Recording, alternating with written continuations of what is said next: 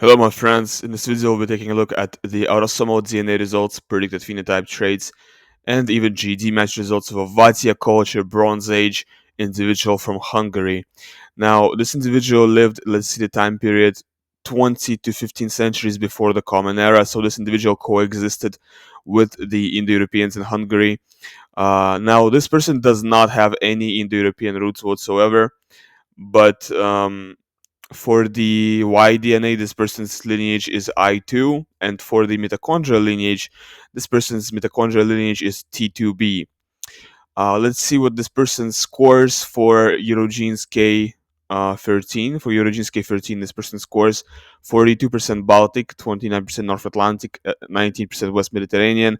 Kind of typical score for a modern Eastern European, so he's scoring closest to Ukrainians from Lvov, and Polish people with the Oracle. So because of his proximity to modern Eastern Europeans, we can assume he's kind of scoring similar to modern groups that live in this region. But he's actually from the Vatya culture, and what's interesting is that this culture is not it's not a typical score for people of this culture. So he's actually somewhat of an outlier. And why is he an outlier? Well, let's explore that. And to explore why he is an outlier, we're going to look at his results with G25. So first, we're going to look at what a typical profile for Vatya culture is, and then we're going to look at what this individual scores with G25. So for a typical Vatya culture profile, it looks something like this. The breakdown is 71.86% Pinarbasi hunter-gatherer, mostly Anatolian hunter-gatherer admixture, then a little bit of Fontavagaratri, then a little bit Western hunter-gatherer. For this individual, the breakdown is very, very different. For this individual, it's still mostly Pinarbasi, but there is so much more of the Western hunter-gatherer admixture. This individual is very Western hunter-gatherer. This individual has a lot of Western hunter-gatherer shift. So this person is very unique. This person is very Western hunter-gatherer. That's why he is an outlier. He has a lot of Western hunter-gatherer admixture. And maybe we can even see that with the Oracle with Eurogenes K13. If we really look close to the result, we can actually sort of see that he is not scoring any West Asian, and he is scoring a lot of West Med. He's not scoring any West Asian component at all. So maybe that is because he has so much WHG, so much Western hunter-gatherer component. Maybe because of that he's not scoring any West Asian. I'm not sure, but he's got a lot of these Western components. He's such a Western individual. Because of that, he's scoring 90% West Mediterranean. Very interesting individual for sure. Definitely very Western shifted. I think with the modern populations Oracle for G25, he's getting more as a mixture of Lithuanian plus Sardinian. Also very, very interesting. In terms of modern people he's similar to, he's kind of like a very Western shifted Slavic person. Maybe a very Northwestern shifted Slavic person, actually, because of the abundance of WHG. But this kind of a profile, this kind of a genetic profile, is just not really found anywhere in Europe, because he's just such an overabundance of Western hunter-gatherer admixture is not really found anywhere in Europe. So this individual is definitely an outlier in terms of the admixture, and he is labeled as an outlier on the spreadsheets as well. So this person has much more Western hunter-gatherer, much more European hunter-gatherer admixture than what is typical for his culture, than what is typical for the Pinarbasi Vatya culture. When it comes to his mitochondrial haplogroups, I will repeat that once again: mitochondrial DNA T2B, Y DNA I2. Specific clade is actually I2S17707. My trait predictor only determined I2 for him, but it doesn't determine anything more precise than that. Let's look at what the ethnic calculator prediction for my trait predictor determined for him. That might be interesting to see. So that actually determined for him him closest to being Hash Firuz, followed by North Germanic.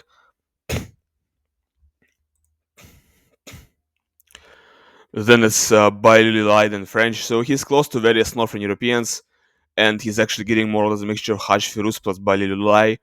or Hashfilus plus Hashfilus. Definitely very, very interesting model here. Okay, so let's see for the national code calculator results. Let's see what he looks like for phenotype. Definitely going to be very interesting to see that. So it looks like for the phenotype, he's got brown color eyes. Definitely quite dark for the eye color. Um, well, it's not that unusual. It's not unusual to see for a brown for a Bronze Age European to have brown eyes. Most Bronze Age Europeans were dark in color. Light pigmentation for Europeans is not something that shows up until later. So Bronze Age people in Europe were quite dark.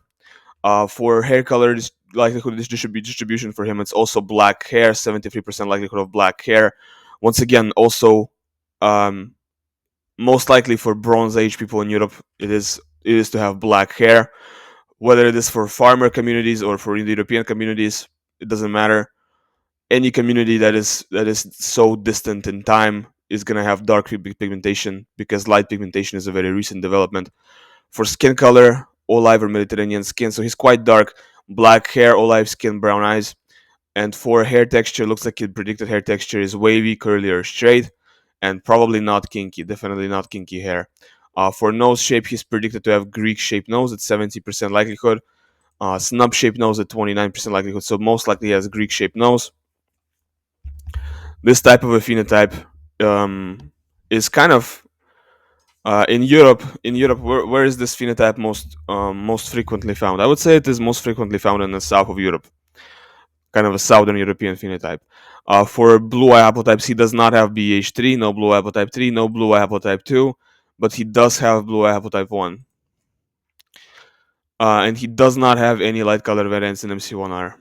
Okay, let's close that and let's see what he scores for the phenotype oracle.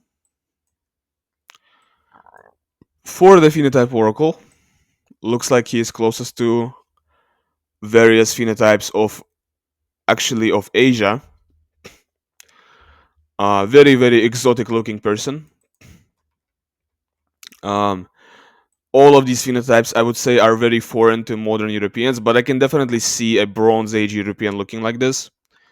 For modern Europeans, all three of these phenotypes are very exotic, very dark, and very just exotic in general. But for we have to keep in mind that Bronze Age Europeans look different from modern Europeans. And for Bronze Age Europeans, this kind of a phenotype is totally normal. So yeah, I mean, the oracle looks like 50% is the closest mixture is actually 50% is plus 50% the same thing. So yeah, it looks like this is just the closest phenotype to this individual morphologically and pigmentation wise. Very, very interesting. Okay. Let's look at the biomarkers panel results for this individual. So it looks like for the biomarkers panel, he's got a predisposition to higher than average levels of vitamin D, below average levels of LDL cholesterol, below average levels of HDL cholesterol, below average levels of glucose, above average level of hemoglobin, slightly below average blood pressure. Actually, not even slightly, way below average blood pressure. That's really good. Um, looks like this is actually looks like slightly above average level of iron in the blood. So we have to check for the we're gonna have to check for the hemochromatosis variants. For sex hormone binding globulin, looks like slightly below average level for that. For red blood cell count, slightly below average level for that.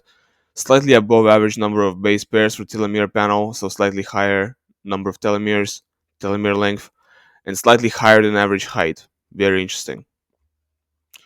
Okay, let's see for the polygenic risk scores now. He's got a below average odds for migraine, below average odds for lupus, average odds for gout, high odds for thyroid cancer, below average odds for eczema, um, average odds for exfoliation glaucoma. Nothing was found for pigmentary glaucoma. Average odds for open angle glaucoma. Average odds for primary congenital glaucoma. Average odds for polycystic ovary syndrome. Average odds for cataracts. Very high odds for age-related macular degeneration. Average odds for rheumatoid arthritis. Average odds for Tourette's. High odds for epilepsy. Average odds for asthma. Low odds for leukemia. Very low odds for vitiligo. average odds for myopia, average odds for primary biliary cirrhosis, below average odds for stroke, very high odds for male pattern hair loss, which is not surprising because he's a European.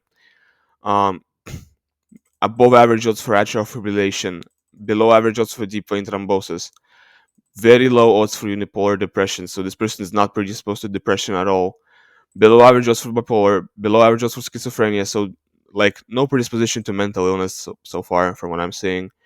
No predisposition, actually slight predisposition to type 2 diabetes, slight predisposition to type 1 diabetes, no predisposition to Alzheimer's, below average predisposition to multiple sclerosis, 1 risk variance for breast cancer out of 18, which is really good, 3 risk variance for testicular cancer out of 22, and all of the risk variance in ketal G variations, so that he's cooked for testicular cancer.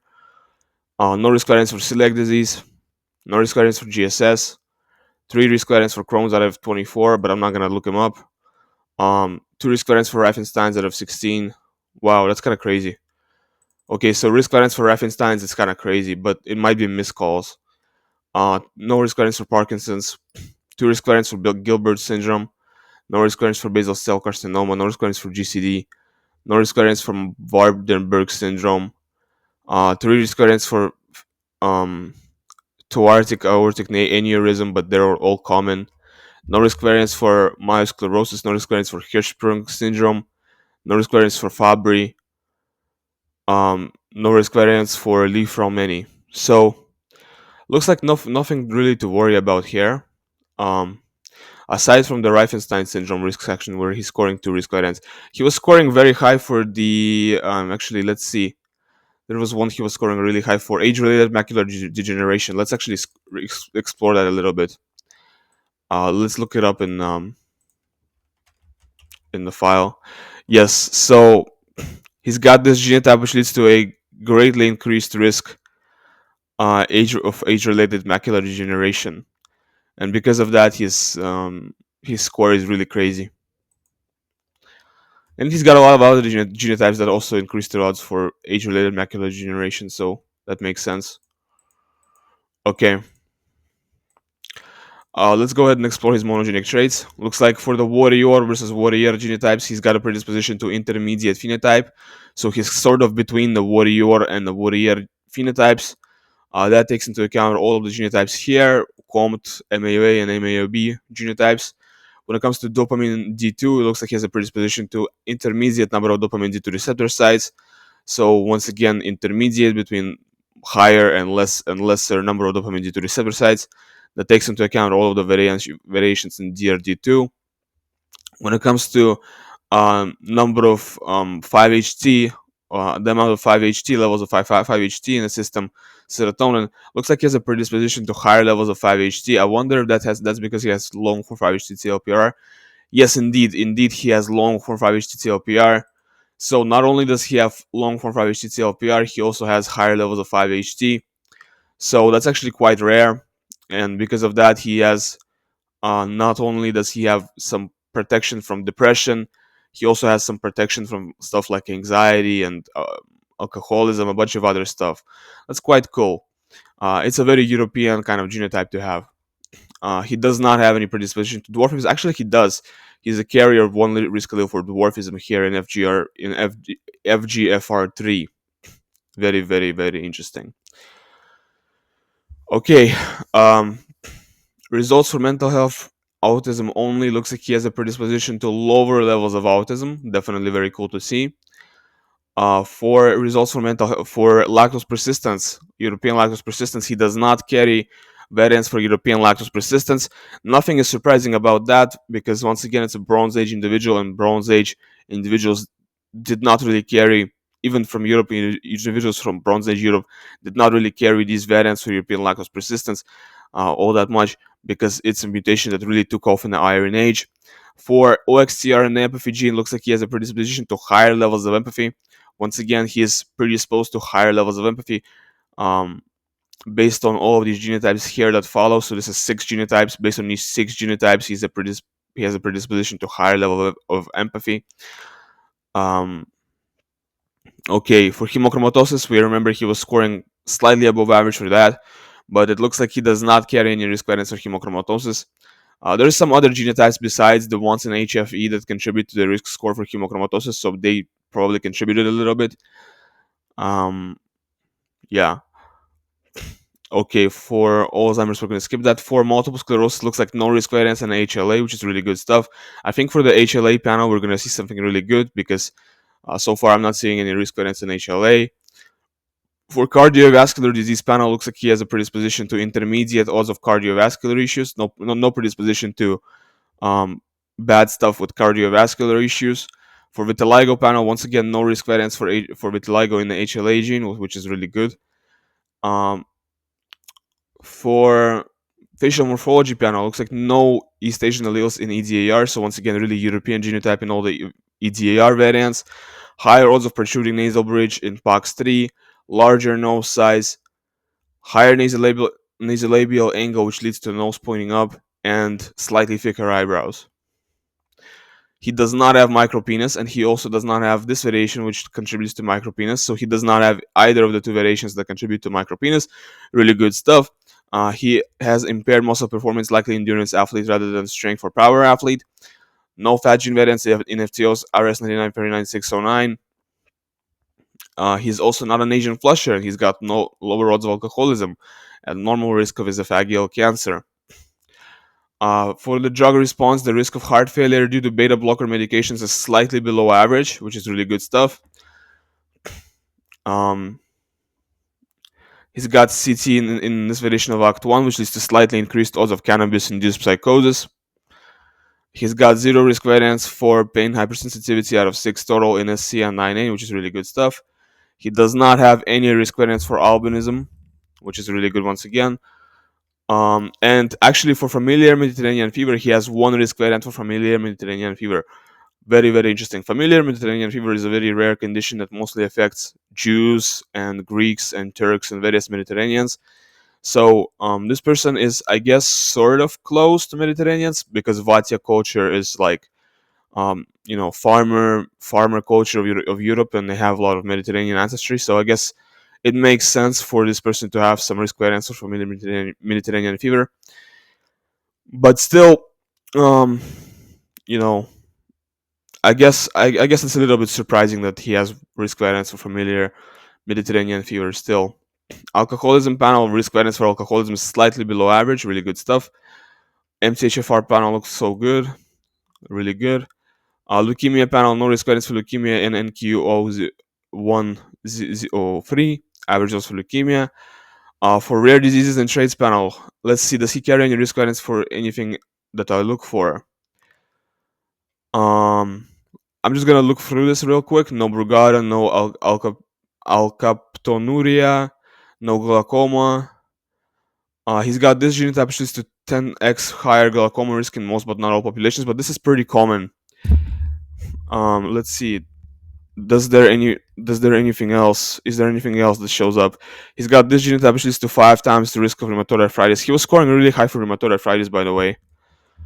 So, not a carrier for anything else. Not a carrier for Bloom syndrome. So he's not really carrying any risk variants for anything besides like rheumatoid arthritis. So rheumatoid arthritis is the only rare condition that he's carrying risk variants for. Okay, Crohn's disease, no risk variance for Crohn's disease. Androgen receptor gene, no Riefenstein syndrome, no androgen sensitivity. Canavan syndrome, no risk variance for the Canavan syndrome. HIV and AIDS panel, looks like he's got 2 protective variants from HIV in this variation, which leads to 90% reduction in HIV viral load. Really good stuff. And for HLA gene panel, looks like overall he's got lower odds of autoimmune disease based on his genotype in HLA, which is really good to see. So he's definitely got a little bit of protection from autoimmune disorders based on his genotype in HLA. And this panel for HLA, it actually plays a role into a couple of conditions for the polygenic risk score. For example, there's a couple of conditions where, like asthma, for example, where the HLA gene overall affects the polygenic risk score. Okay. Wait, let's where were we? Okay, so let's see later. After that, the MTRR gene panel, he's got AA here, which leads which means no risk variance for spina bifida and disorders of intracellular collagen metabolism. Really good. For muscular dystrophy myopathies, looks like no risk variance for that, but he does have one risk variant for adrenoleukodystrophy out of 36 total. This is very, very obviously a miscall because a male cannot have heterozygous calls for ADL. So this is this is a miscall. We know this is a genotyping error on the part of um, the chip. This is a genotyping error. So yes, sometimes with these files that I'm analyzing, we encounter these genotyping errors. There's I'm not sure what the rate of them is. Maybe it's like 0.5%. Maybe it's like 0.3%. I don't know, but we encounter them sometimes. And like I notice with micropenis they occur. Micropenis is one of the cases where we see these errors occur sometimes, and I feel like adrenoleukodystrophy is another case where we see these errors occur. Color blindness panel looks like he has 2 risk variants for color blindness in OPN1SW. Kind of typical. We see that frequently once again. No risk variance in OPN1LW. Okay, for FTO gene panel, he's got all of these genotypes that lead to lower odds of obesity. So looks like if you look at the genotypes in FTO, he definitely has predisposition to lower odds of obesity. So FTO genotype, definitely not obese. When it comes to other genotypes, actually also not obese. So he's definitely got predisposition to lower odds of obesity overall. Definitely not obese in the slightest. Based on 4 SNPs for his syncope panel, he's got lower odds of syncope than average. And for biotraits panel, looks like he's got ACE-DD genotype double deletion, increased ACE activity, healthier genotype, increased odds of hypertension, reduced odds of hypertension, and a range of other issues. He's got TT here, which leads to increased risk of low bone mineral density disorders. Okay, he's got let's see what else. He's got GG in this variation, which is a typical genotype associated with lower or average risk for migraine. So he doesn't have the risk allele associated with increased odds for migraine, which is good. He's got 2 copies of the hunter-gatherer CLTCL1 gene variant, which leads to reduced ability to process carbs and sugars. Okay, and for the vitamins and traits panel, something I'm going to talk about here. I'm not going to talk about most of this stuff. He's got GG here, which leads to lower blood pressure, but this we already sort of saw that through the we already sort of saw the effect of that through the biomarkers panel. But he's got slight increase in the vitamin B6 levels, and he's got higher levels of vitamin C, and he's got typical or higher levels of vitamin B12. And for the blood group panel, looks like his predicted blood type is actually type O or type A. Type O comes in at first place at 57%, and type A comes at second place at 42.47%. So most likely his blood type is type O, but type A comes close second. We can't really discard either of the blood types. Even though it's most likely type O, type A is also very, very possible and very probable as well. So we can't discard either of the blood types in the result. It could be either one. Anyway, that was very pleasant for me to make this video. I hope you enjoyed it. I hope you had fun watching it. This was Vatya RISE479. Thanks for watching until the very end. I hope you I of course I didn't cover everything that's in this result. There is so much more that there's so many SNPs and genotypes that I haven't went over, but I can't really go over everything because it's so much of it you need to do like really in-depth research to understand, and I can't do that in the video in 20 minutes, right? So I have to do it really quickly. Well, anyway, thanks for understanding. Thanks for being really understanding of my situation and empathetic and showing empathy and understanding what I do. Thanks for watching. Leave a like and subscribe. I hope you check out my tool on Itch, which will be in the description of the video. And of course, the link to download this file, the DNA file that I've been analyzing in this video, will also be in the description of the video as well. Thanks for watching. Goodbye.